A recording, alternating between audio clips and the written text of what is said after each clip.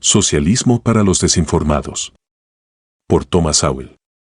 Publicado el 31 de mayo de 2016. El socialismo suena genial. Siempre ha sonado genial. Y probablemente siempre seguirá sonando genial. Solo cuando vas más allá de la retórica y comienzas a mirar hechos concretos, el socialismo resulta ser una gran decepción, si no un desastre. Mientras multitudes de jóvenes aplauden en voz alta al socialista declarado Bernie Sanders, el socialismo ha convertido a Venezuela, rica en petróleo, en un lugar donde hay escasez de todo, desde papel higiénico hasta cerveza, donde la electricidad se corta constantemente y donde hay largas filas de personas esperando conseguir comida, gente quejándose de que no pueden alimentar a sus familias. Con el ingreso nacional cayendo y los precios subiendo bajo una inflación de 3 dígitos en Venezuela, estas quejas no son de ninguna manera frívolas.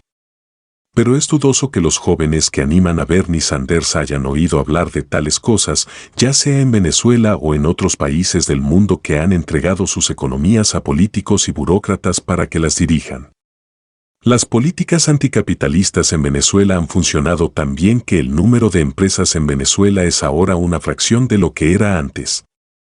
Eso ciertamente debería reducir la explotación capitalista, ¿no es así? Pero las personas que atribuyen la desigualdad de ingresos a los capitalistas que explotan a los trabajadores, como afirmaba Karl Marx, nunca parecen tener la oportunidad de contrastar esa creencia con los hechos, como el hecho de que ninguno de los regímenes marxistas del mundo ha tenido nunca un nivel de vida tan alto para los trabajadores como en muchos países capitalistas. Rara vez se permite que los hechos contaminen la hermosa visión de la izquierda.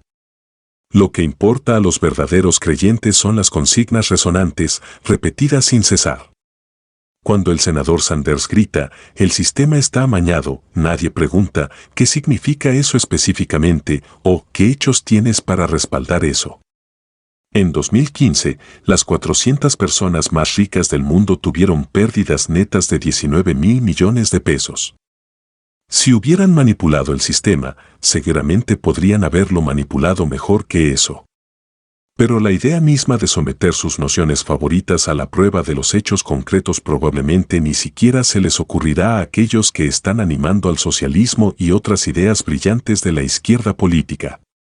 ¿Cuántas de las personas que exigen un aumento en el salario mínimo se han molestado alguna vez en verificar qué sucede realmente cuando se imponen salarios mínimos más altos? Más a menudo, simplemente asumen lo que asumen sus compañeros de ideas afines, a veces conocidos como todos, siendo sus suposiciones lo que todos saben. En 1948, cuando la inflación había dejado sin sentido el salario mínimo establecido una década antes, la tasa de desempleo entre los hombres negros de 16 y 17 años era inferior al 10%. Pero después de que el salario mínimo se elevó repetidamente para mantenerse al día con la inflación, la tasa de desempleo de los hombres negros de esa edad nunca estuvo por debajo del 30% durante más de 20 años consecutivos, desde 1971 hasta 1994. En muchos de esos años, la tasa de desempleo de los hombres negros jóvenes de esa edad superó el 40% y, durante un par de años, superó el 50%. El daño es aún mayor de lo que podrían sugerir estas estadísticas. La mayoría de los trabajos de salarios bajos son trabajos de nivel de entrada que los jóvenes abandonan después de adquirir experiencia laboral y un historial que los hace elegibles para mejores trabajos. Pero no puedes subir la escalera si no te subes a la escalera. La gran promesa del socialismo es algo por nada. Uno de los signos de la educación simplista de hoy en día es que tantos estudiantes universitarios parecen pensar que el costo de su educación debe pagarse, y se pagará, aumentando los impuestos a los ricos. Una vez más, una pequeña verificación de los hechos revelaría que las tasas impositivas más altas para las personas con mayores ingresos no se traducen automáticamente en más ingresos fiscales para el gobierno. A menudo, las tasas impositivas altas han generado menos ingresos que las tasas impositivas más bajas. En una economía globalizada, las altas tasas impositivas pueden llevar a los inversores a invertir en otros países con tasas impositivas más bajas. Eso significa que los empleos creados por esas inversiones estarán en el extranjero. Nada de esto es ciencia de cohetes.